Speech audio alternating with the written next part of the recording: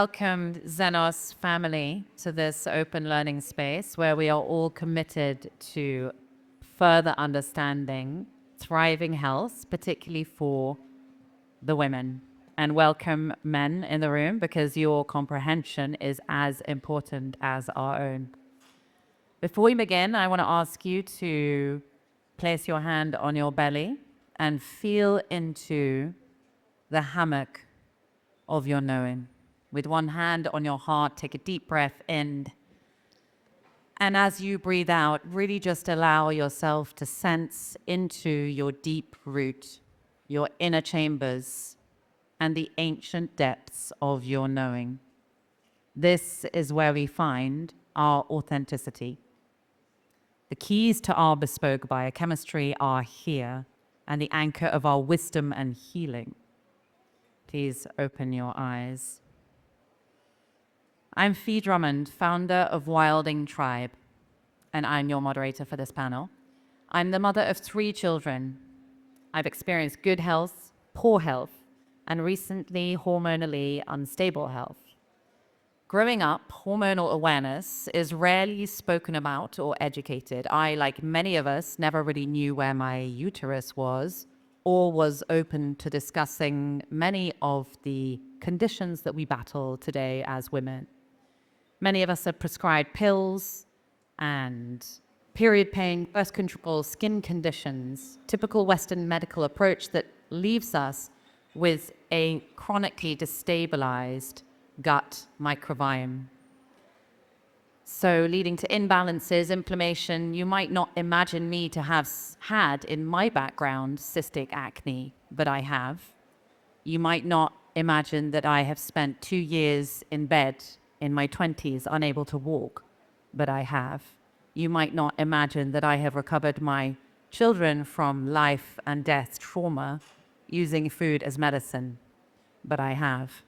And really opening this space for us to explore what I've come to learn the hard way. I've created in Wilding Tribe, my membership platform, nutrient-dense living, which is based on movement, food, connection, the tribe. This is where we come together to learn, to remember, to recall the science that we've lost.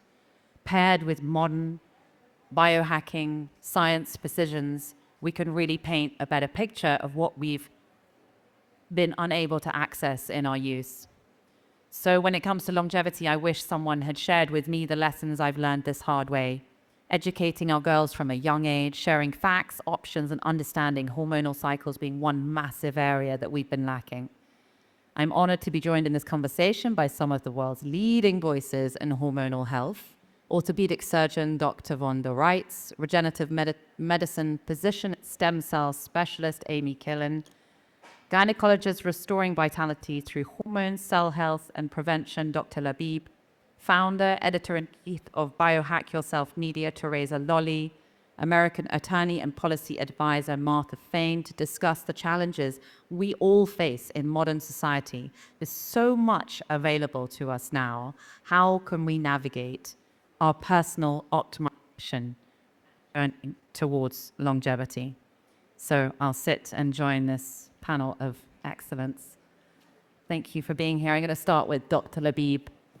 So how can we reframe our early understanding of hormonal health and fertility? We've all heard of the gut-brain axis, but the vaginal gut axis and how important it is that we actually learn from a young age about that. So first, I'm going to start with thanking you. I'm so lucky to be surrounded by beautiful and smart ladies.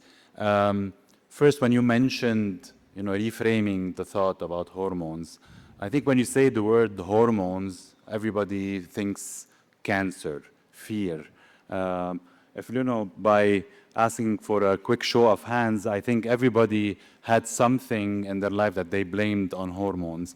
And I think we need to change this paradigm and look at hormone more like a vital sign that,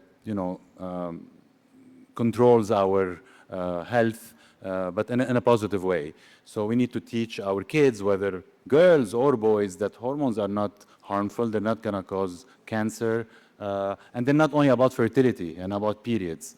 I think we need to educate them that hormones, the word hormone comes from the Greek that said that if you translate it, it means set in motion or excite. So it's basically a messenger that goes through our cells, and we need to embrace this and get educated about it.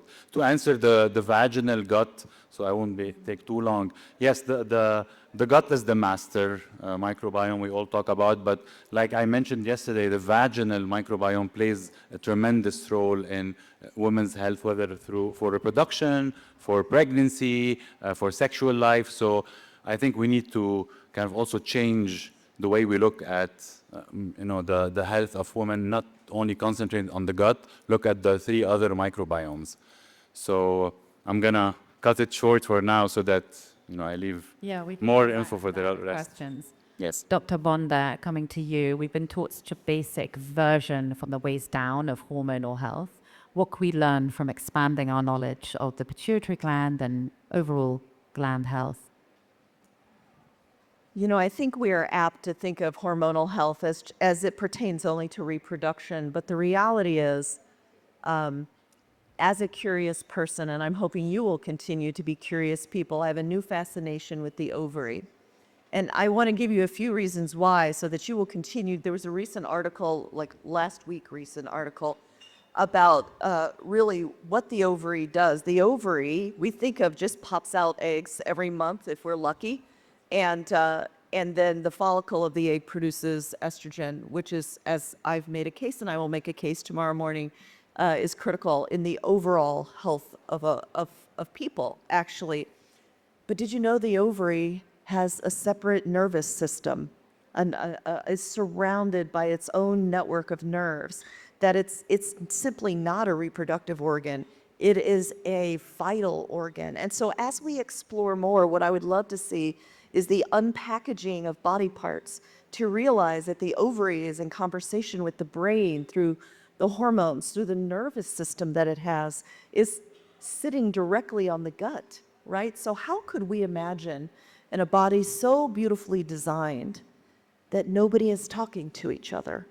And so I think what we can do to reimagine what longevity is, and maybe not longevity, but how to live longer in every moment, because who can control the length of our life? But what we can control is how we live every moment, in my philosophy.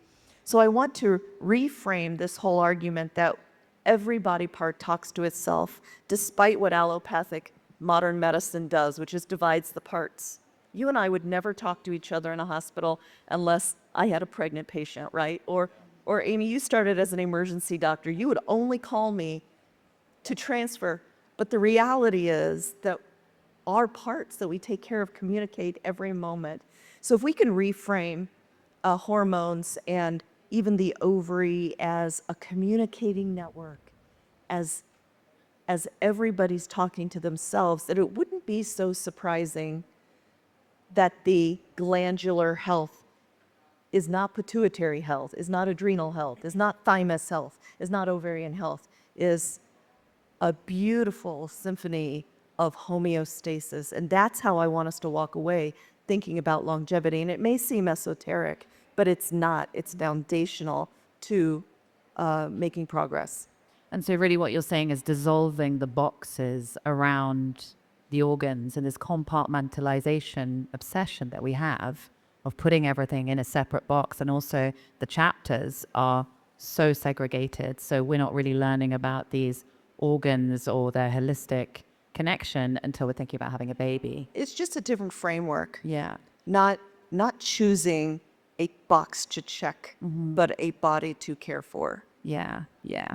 I just want to ask you about aging, meaning that we don't have to decline. What could we do to lean into the aging process rather than fear it? Because it's such a period of grace and wisdom rather than... Exactly. I mean, I view aging as the most natural part of living. Are we really trying to be anti-aging? Are we really trying to remain infantile in our body and our thoughts, in our experience? No, actually. From the moment of our conception to the minute of our death, we are aging. So to reframe it, however, You may think as a orthopod that I would start talking to you about the physical body, but I start with every person that I take care of personally talking about what you value. And in identifying what you value, what your goals are. It is a mindset. If we want to reframe aging, then frankly, and maybe this is not a problem in the kingdom, but in the United States, we worship youth as if it was prime. And we look to the past as the only part that mattered, thinking that the first 30 or 40 years that we invested in life, we're just going to coast through the end of our life. But I challenge everyone, based on your values, how do we pivot our mindsets to realize that the best of our lives can actually be, because we're harnessing the wisdom of our age, the best of our lives, thankful for our youth, but not worshiping it. And just lastly, how does our musculoskeletal health contribute to the picture and movement? Longevity. Yeah. So we've heard a lot today about very, very deep science of molecules and cell surface receptors, and I think that's really important. But I've said this morning, if you preserve your brain, if you preserve your heart, if you preserve your gut, but your bones are dust because we have not invested in our physical body, if our muscles are so weak that we cannot get up from a chair, then we are not independent. And we're dependent, and we lose our freedom of body and mind. So the musculoskeletal system is what gives you freedom to do what you want to do when you want to do it, and critical for longevity. Thank you. Thank you. Dr. Amy, hormone disruptors, what are they and where are they hiding? So I believe I agree with you. I think that we don't pay attention enough to ovarian health, hormones. I think of the ovaries as the pacemakers of aging in women. And when the ovaries fail or we take them out, then it really begins this very rapid cascade of aging system-wide.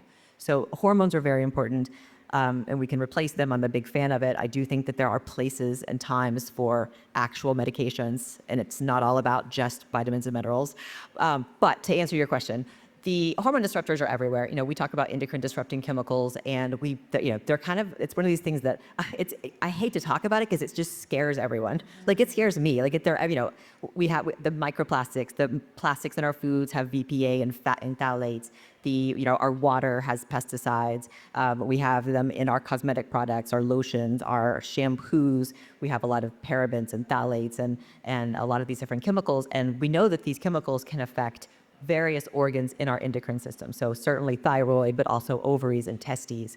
And microplastics are interesting because they're kind of a double-edged sword. You get the endocrine disrupting chemical that's associated with the plastic, like maybe BPA or phthalate, and then you also get the actual plastic itself. So you get the little beads of plastic that get stuck. We're finding them everywhere. We're finding them in blood vessels. We're finding them in the brain, testes, ovaries, thyroid. And so, these things are everywhere, and we have to just kind of do our best to minimize exposure. We can't get rid of exposure completely, but just knowing that your exposure to these things will affect how your entire endocrine system works, which of course affects how your entire body works.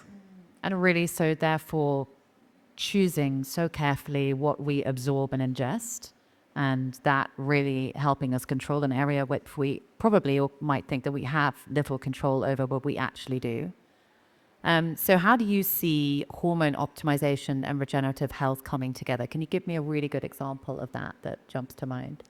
I mean, I replace hormones. I replace, or I say I optimize hormones in men and women. And this is not just menopause. This is perimenopause. This is premenopause for women. We're talking about women primarily, certainly men as well. So I believe in optimization of estrogen, progesterone, testosterone, thyroid, melatonin, like all of these hormones that are very important, vitamin D. I think that's pretty easy to do, and something that unfortunately less than 5% of women over the age of 40 are currently taking hormones, which I think is a travesty. But I do replace hormones, and that's going to kind of help keep the soil fertile in the body. And then once you have a healthy body, you can add some of these things like regenerative medicine, like stem cell injections or peptides or these more advanced kind of therapies. But I really see hormones as foundational. I don't see them as something that's necessarily super advanced. I think that you need to have your hormones in a good place before you start tacking on anything else. Thank you. And lastly, what about our sexual health? That is not really spoken about until we're well down this multi-layered journey.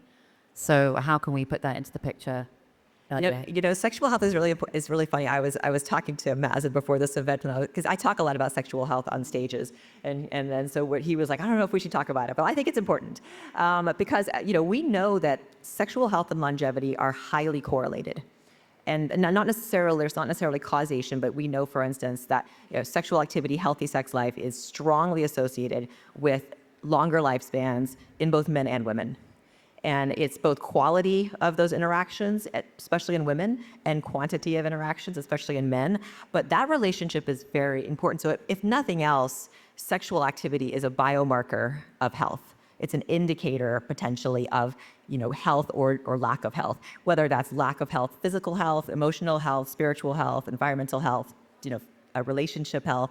It could be an indicator of any problems in those areas. But also we know that having a healthy sex life feeds out and positively affects all these other areas of health: mental, cognitive, physical, stress, all these things. So I think it's important to talk about. It's one more area of health. It's as important as the bones and the brain and the liver, and we have no problem talking about those things. Absolutely. Thank you. Martha, coming to you now. In your view, what role should government policy play in ensuring women's health is prioritized, enabling education from starting at an earlier point? Well, first of all, thank you so much. I'm so honored to be with you and everyone here. I want to start with the premise that all nations in the world are reliant upon healthy women for their very success and longevity. And so to that end, in the United States, I'll speak from that perspective, we view women's health as neither a Republican or a Democrat issue. It's a human issue vital to our very sustainability for generations. Under the new administration, the MAHA Commission has been created, and this initiative is allocating over $500 million specifically earmarked for women's health. And included in that initiative are key issues that affect all of us, but in particular, women and children. There has been an extraordinary increase, for example, of autism amongst children. It is not only a United States crisis, it's a global crisis. And really figuring out how to combat that issue.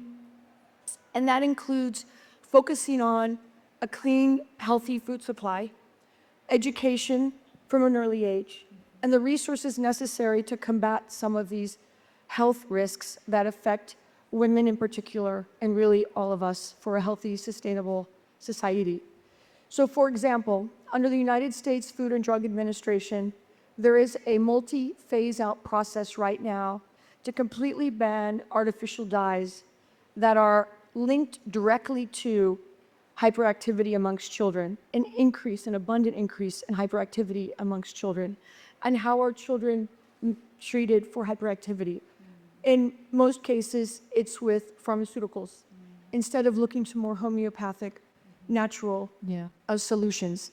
And so in this way, this new administration is allocating huge resources very specifically for women. For example, infertility is at an all-time high, really combating that, and that requires education, access to clean food and resources. Thank you. Thank you. Thank you, Martha. Yeah, I really resonate with those aspirations and having had a child with a critical condition that was very complex, rejecting medicine that would have been potentially 7 meds on a 7-year-old child, robbing him of his life, and using food as medicine and my gut instinct really just to reject the proposal, and using food as medicine to cure his condition completely and therefore restore his ability to have a thriving life. So it's so important. I did that accidentally following my gut north, but we need more support in order to make these choices, have the choices in the first place, rather than medicating children from an early age. Absolutely, and I'm so grateful for the advocates on this stage, advocates like Gary Brecka, who are making this conversation a national and international topic. Yeah, thank you. Teresa, in your biohacking experience and community, what do you see as being the most supporting element or process or item that you found that supports female health and longevity? So after interviewing close to 250 experts in the longevity field for our documentaries, I've put together my 10 commandments for female longevity. And I live by them, and they make a big difference. So I'll go through them, and you guys can take them. A is really accepting your role as the RFK junior of your own family. Like, that is your job. Your parents, your children, your significant others' health can really be led by you. After you accept that role, you need to really understand it's your duty to never take one answer. Not 2, not 3. In my book, 10 is okay, but when you get 10 different answers from functional medicine practitioners is where you really start to solve some puzzles and some problems. Number 3, I'm big on no metals in your body. If you have any metal implants, get them out. If you have any IUDs, anything metal, get them out. Even earrings, I'm really opposing earrings these days because they really interfere with our energy flow. Number 4 is parasites. No matter where you are, I think, do you guys agree we all have parasites, and we should religiously make parasite cleanse a part of our lives, like every 6 months, every year. We do that with our family, and it's made a big difference for us. Number 5 is DNA. Like Yeri Barka was talking about, understanding your DNA makeup, it's a total game changer. Really understanding what works less optimally, and then taking the supplements to really operate like a Ferrari, total game changer. Number 6 is hormone optimization. And to be honest, I looked at hormone optimization a little bit shameful at first, until I started understanding my hormones backwards and forwards, finding a functional medicine doctor who understands your blood work and the correlation to your hormone panel, and really putting the puzzle together and really just getting you to your optimal level. It's made a big difference for me personally. Number 7 is red light, whether get a red light panel, sunlight, red light stand. Just like our phones cannot function with battery and charge, our cells cannot function with the red light. So that's a non-negotiable in our family. 8 is find your flock. The birds of the same feather fly together.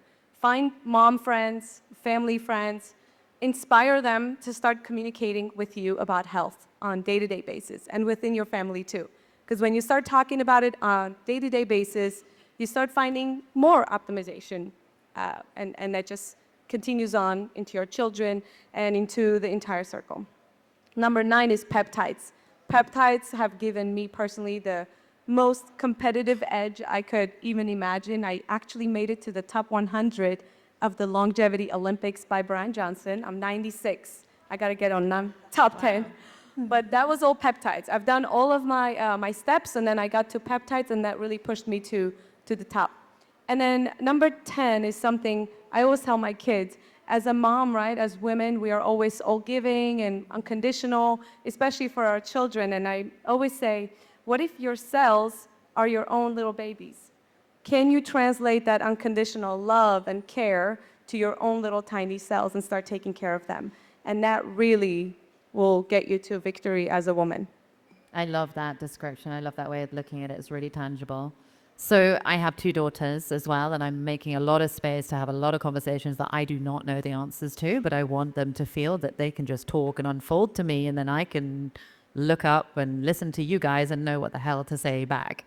So what would you give as the number 1 tip or point that you make a point of discussing or making a space for with your daughters, and how do you bring that into a biohacking formula? Yeah, that's a great question. And you know, I've witnessed the unimaginable in my family. When I married my husband, who was 315 pounds, eating an average American diet, and sometimes even making fun of me for eating too much salad because it has too much Monsanto. That was a family joke. But he was forced to sit through 250 interviews, and he can never unlearn what he learned. So the power of knowledge, power of really research has completely changed my husband and what he talks about. And today he's, alongside me leading the Biohack Yourself Media, which is a global movement to bring biohacking to the masses. And We get about 70 million views quarterly on our social media platform because we speak the average person's language. And so I moved the same principles to my children here, who I pulled out of the schooling system, and they travel with us, and they go out there and they interview, including my daughter and my son. They're interviewing whoever they want, the experts that they want, and they learn this information to keep for themselves. Because when the information is yours to keep, you start actually owning it. So to be forever curious, to be forever inquisitive, and to never give up if something is wrong until you find the answer, that's how I raise my kids. Thank you. Dr. Amy, when it comes to daughters and young girls and, as you say, sexual health and, vaginal gut axis, etc., these terminologies that have not been in our upbringing, obviously you're well versed in throwing them around, but what advice do you give to someone who's not? So I have 2 daughters who are 17, and I have a son who's 15. And I've been on stages talking about sexual health for a decade, and I've actually had my kids come to my events for years.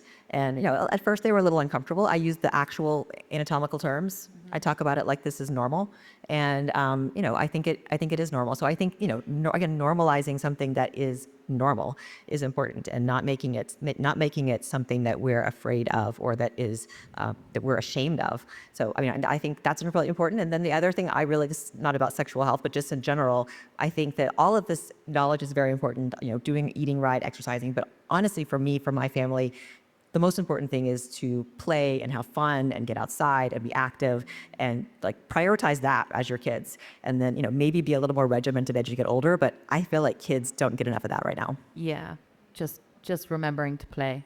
That's really important. Dr. Vonda, what would you advise? To my daughters? Yeah. So just for reference, I have 2 daughters and 4 daughters-in-law. And Big female tribe then. well, I had 4 sons, so right, we have the women that have come with them and my own daughters. So listen, it is a little odd, isn't it, for an orthopedic surgeon to be so passionate about women's health. And that comes from my own experience of being in the best shape of my life when I was 40, and because I did not know more than a decade what perimenopause was, almost feeling like I was dying at 47. And so a big driver for me going forward is that my daughters, they're all in their 30s, and I have 4 grandchildren, and my baby grandchildren, and my 18-year-old daughter. My parents told me that, Vonda, you're smart, you can do anything you want to do. And I believed them. And so from a career perspective, I've done everything I want to do. But they did not know that I couldn't earn as much money, and that I couldn't have the same opportunities in the United States as my male colleagues. They did not know that, but they said I could do anything. So I'm getting to the point with my daughters. I will not lie to my daughters when I say to them, you can be and do anything. And I demand that we have an equal playing field when it comes to health. Because I, in the healthiest decade of my life, thought I was going to die going through perimenopause. And now I've mastered it, and I'm here to teach you. However, I do not want my 30-year-old daughters who are currently having their children to hit the wall that I hit. I want them to know. I want them to be experts. I want them to have made their decisions so that they can go healthily into perimenopause, menopause, and then to old age. So I'm so passionate because I will not lie to my daughters, and I am going to pave the way, unless it kills me, that they can have the same aging process as their brothers and their husbands, because we've educated the world on this. What is the one thing, therefore, that we need to know and learn about that wall that's coming as we move through these chapters as women? And it is an absolute wall, right? It's like a car crash that we sort of built up to, and it's like, boom. Yes, but it doesn't have to be, right? No. I mean, the natural history of a woman aging, and I'll talk about this tomorrow, how men and women age differently, is we will lose the function of our ovaries and the vital capacity. It should not be a surprise. It should not be whispered. It should not be, oh, you're just getting old. Or it shouldn't be, we're going through the change. It should be, this is a normal, physiologic process. And what can we do to optimize? And so it's a paradigm shift. It's a shift from men get to live long currently. Women are anti-aging, and I reject that. We all get to be healthy, vital, active, joyful, but it takes this passion of not lying to our daughters, right? Yeah. And the respect for the wisdom that comes with age rather than the fear or the loss of beauty or whatever it might be. But like a woman in her power that knows and is in a chapter with so much experience is something to be really reverenced. I'll just add one thing to that. I think it is important to differentiate that men and women don't age the same. No. That, like, when you take out hormones, for instance, you know, men and women's hormones, testosterone at 25 is the highest it'll be, and then it goes slowly down as you get older. That's true for men and women. Okay, just kind of goes slowly down. Women, no matter how perfect you are, how good your lifestyle, how much Tai Chi you're doing and drinking green tea and all the things, your estrogen, progesterone kind of go up and down throughout your life. And then when you hit menopause, when your ovaries run out of eggs, which happens to every single person, those hormones fall off a cliff and you are not able to make them anymore. That happens to everyone, no matter how good you are with everything else in your life. Just add to you. Yes. You cannot, you cannot out peptide. You cannot out whatever red light gadget. No. Menopause. You cannot. It's gonna happen. You cannot out supplement. You cannot. You have, and in order to get those hormones back, you have to take the hormones. And so I think this is important because I think that women are often kind of led to believe that if you are perfect, if you do everything right, if you eat all the right things and you think all the right thoughts and you do breath work, then you will not have problems. Your energy is correct. And that is not our right. fault. Yes. Ovaries incorrect. retire. Your eggs are gone. Can we look at that as if you're getting to your upgraded self? Like you said, the paradigm shift? I view that. I Yeah. view, not to always talk about myself, but okay, I'll be the example. I'll be the example. I am 58 years old. Wow. It is the most authentic time in my life, the most successful, the most energetic, the most driven. And it comes with the wisdom of age. And it comes with optimizing what I had in my youth through hormones, through the lifestyle that we're talking about, your top 10, and the wisdom of being able to figure everything out because we've done it so many times before, right? It's a beautiful place, Yeah. Menopause equals upgrade. an upgrade, right? Thank you, Vonda. I was talking with Labib yesterday about my experience. I completely agree that the hormones do need replacing and supporting because we would not be living this long. And that is why we're facing this wall. And I've been looking into and working on a harmony hormonal program, sort of manually playing with liquid progesterone and pregnenolone and just exploring whether there is something around that and intracellular estrogen, and I'd be intrigued to have that discussion further. But I think for us to eliminate that, if we are all calm and breath work and we're doing the yoga and going through all this like biohacking life, that we can't get away from the scientific fact of what you've just described, Amy, and that we really need to understand that and learn that earlier. And can I, we don't expect it of my husband or the men in the room. We don't expect you to live through this. In the United States, there are 30 forms of FDA-approved testosterone. 30 forms. How many forms for? There are no forms of FDA-approved testosterone for women. There are, okay, I'm going to have a conversation here. There are 29 FDA-approved remedies for sexual dysfunction in men. How many for women? 2. 2. Yeah. So we don't expect it of our partners. Why are we expected? It's just a question. I don't know why. Yeah, absolutely. And so Martha, she's bursting here. Tell us So about the let me policy on speak- that. Let me speak to that. That is, what you just said is so critical and so important for not just this audience to hear, but really that needs to be echoed across the seas, right?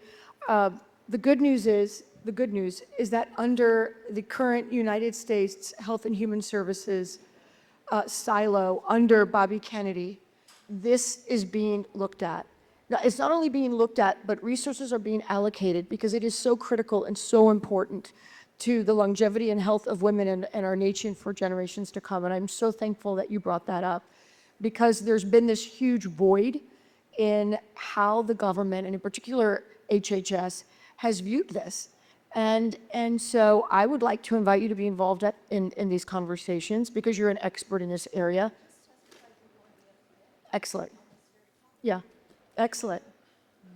Thank You know, and the reason why it's so important to have your voice be heard is because for far too long, historically speaking, there haven't been strong experts who are women talking about women's health issues in the government structure. And that's why this conversation is so important. The change is coming. Over 60% of American women suffer from chronic disease. And we need to fill that gap with women's voices discussing women's issues. And I know that you're going to see tremendous change moving forward. I would like to fast track that in any way possible. And I think, Dr. Labib, we so value you as a man in your field. But as we were saying yesterday, it's going to change rapidly, and you are so open for that change and willing for this narrative to come into your workplace rather than keeping it out. It's necessary and wanted by you as much as it is by us. Absolutely. I agree fully with what was said. And I would just add one thing that I think every physician, no matter what their specialty is, an orthopedic surgeon, dermatologist, there should be a woman health expert. Because at the end, they're taking care of women. Women's physiology is different than men. They age differently. So I think this is one of the messages that I need to say. And the other message, I don't have a daughter, so I haven't yet experienced the talk, but I did a lot of sexual health education when I was back in Lebanon. And actually, in 2010, we had a TV show that spoke about sexual health in the Arab world. We're in Lebanon, and we talked openly about sex. People were eager to know. I mean, people want to know. And I think the message from all of that is to know how to talk to these teenagers, whether they're boys or girls. And this goes back to knowledge of the parents. So if we don't know how to talk and we shame them, or we keep the periods as a secret, or when she's in menopause, or she's in the... Actually, in Arabic, the word for menopause is sin al-yas. It means it's the age of misery. So imagine how a bad reputation this has. So yes, of course, we have to change a lot of things. A lot of the medications are not targeted to women, unfortunately, even in the United States.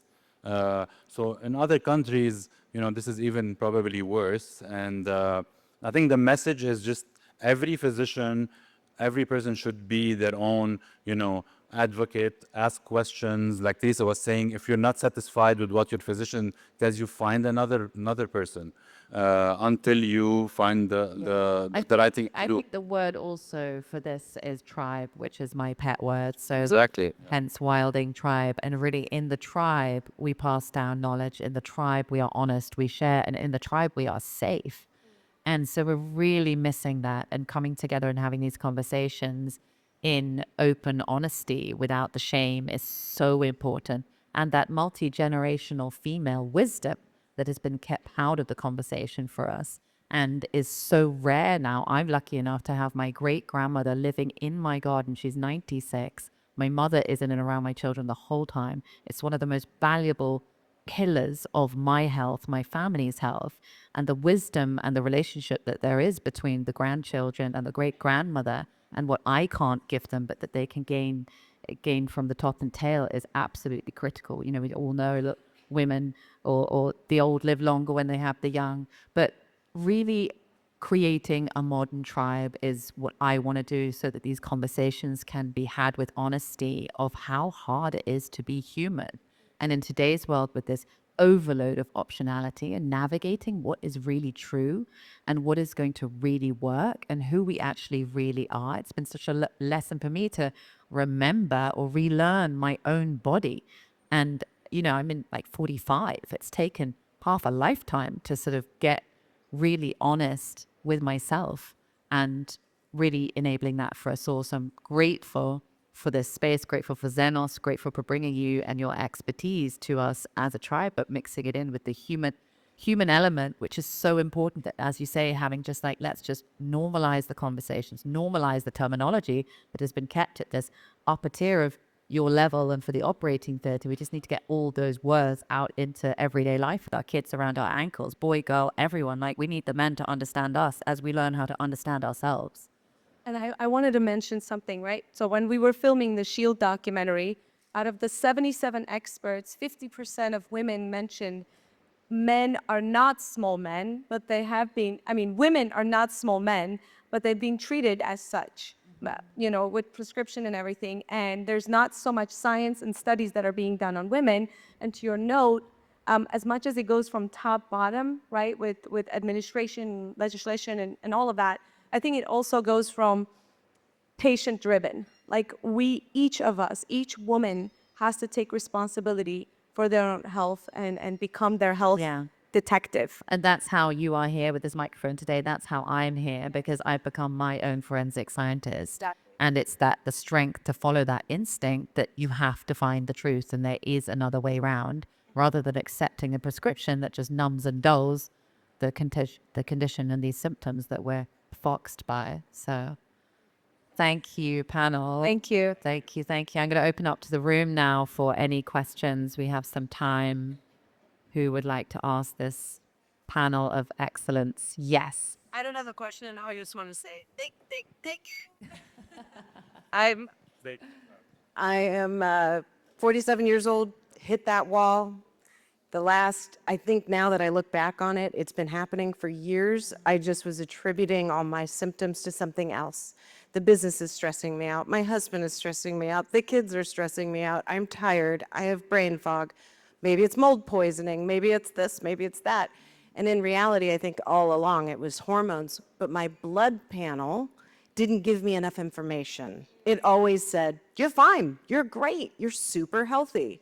And I am, but I wasn't great. And I felt terrible. And I was struggling to get through every day. And the thing that, funny enough, the thing that finally made me wake up and say, okay, I got to get more testing done and be my own scientist, frozen shoulder. I got stuck here last November and I couldn't move it for 9 months.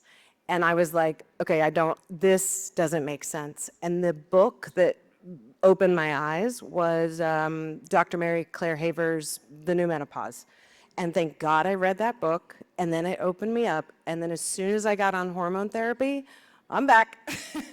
And it was a game changer. Gary and I actually ended up doing a podcast. We just lay all my labs out, you know, and say, hey, he's not a doctor, I'm not a doctor, but here's my personal story. I'm using myself as my example, and hopefully that helps. So I love that you're sharing your story as an expert, though, to say, and I think that's what Dr. Haver also said. She was like, I am an OBGYN, and nobody taught me about menopause. It was like an 8-hour course in 8 years. That's absurd. It's like how they don't teach diet nutrition enough. So I think it needs to change. The more we talk about it, the more social media makes it a thing. So anyway, I didn't have a question. I'm just rambling, but I appreciate you guys. The story talking about so important. Your story, so our story. Yeah. so important. Thank you. Hi, my name is Diala Kouri. I'm a French-Lebanese researcher in molecular and cellular biology. My question would be, how can we counter the war against hormonal replacement therapy, especially in Europe?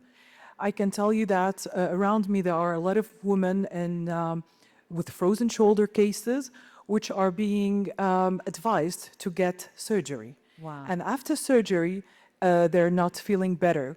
But I can see it because I live between Lebanon and Europe, which is France, that there is a very, very, not a taboo, it's really like a war against hormonal replacement therapy, Because people are saying that, not people, scientists, medical doctors, are saying that this is going to be increasing the risk to have cancer. I wish they can read articles like the revealing or the impressive article of Dr. Wright, which is the musculoskeletal syndrome of menopause, where there's really a clear explanation about all this. So how can we counter this war against hormonal replacement therapy, which is present in every OB-GYN or every medical doctor? I can Thank you. briefly comment on this because, I have some patients in Lebanon and in France. And last week, actually, I saw a patient who lives in Paris, and her OB-GYN told her, I will not start you on hormone replacement until your period stops. And she's suffering from poor sleep, hot flashes, but she's still having her period. So this is one example. And of course, the WHI, which we can dissect for 3 hours, caused the bad reputation for hormones. And everyone who trained during the time of the WHI, me, Amy, and probably Dr. Wright too. So we were scared to give hormones because of that flawed study that no one, explained, no one really dissected correctly. So I think patients should be advocate of themselves, like everybody was saying. And of course, physicians should update their knowledge, be open-minded to other solutions. If I talk about myself, maybe 6-7 years ago, I would tell my patients, yes, take hormone replacement for 5 years and then stop it, because I was afraid. I had a patient who was 72, was taking HRT, and I would make her every year when she comes for her checkup sign a consent that she's taking it at her own responsibility, because I was afraid. Because of the guidelines and the best Yes, practices. but when you have an open mind, when you read more, when you look at the research, and hormones have changed tremendously, and I think Amy can comment on this, things have changed and things do evolve. So I think education, whether the patients or women in general, even men should know about hormones to support their partners and themselves. And then physicians and the new generation of doctors should be educated in a different way. In residency, as an OB/GYN, I had maybe 2 lectures about menopause. And in my clinic, as a resident, I rarely saw, menopausal patients. They were all pregnant. And so I think the solution is... Can I spend 3 seconds going over the WHI data? Because you are smart people. You deserve to know what the hubbub is about. The WHI, and please, Amy, step in. The WHI study was a $1 billion study funded by the NIH that was and a lot of good things have come out of it. However, it was never intended to answer the question, does estrogen plus or minus progesterone, synthetic, cause breast cancer? It was a study to look at heart disease in older women. So number one, it was done on a median age of 63, not a 43, not an early perimenopause, 63, when women carry a lot of increased risk due to the hallmarks of aging. So number one. Number two, here are the data.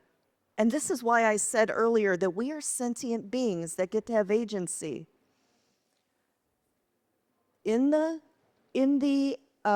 control group, meaning no hormones added to the picture, you're just a lady on the study, 3 out of 1,000 had a new diagnosis of breast cancer.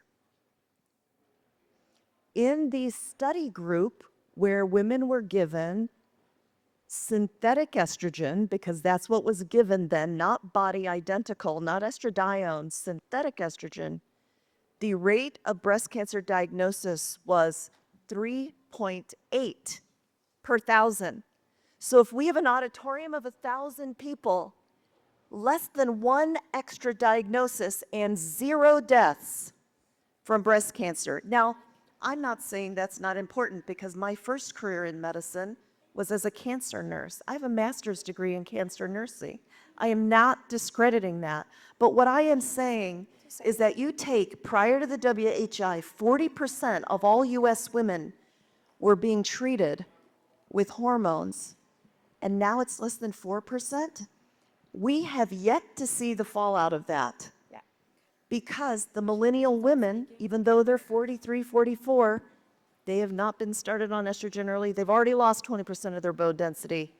And so we're going to see more badness before we see goodness.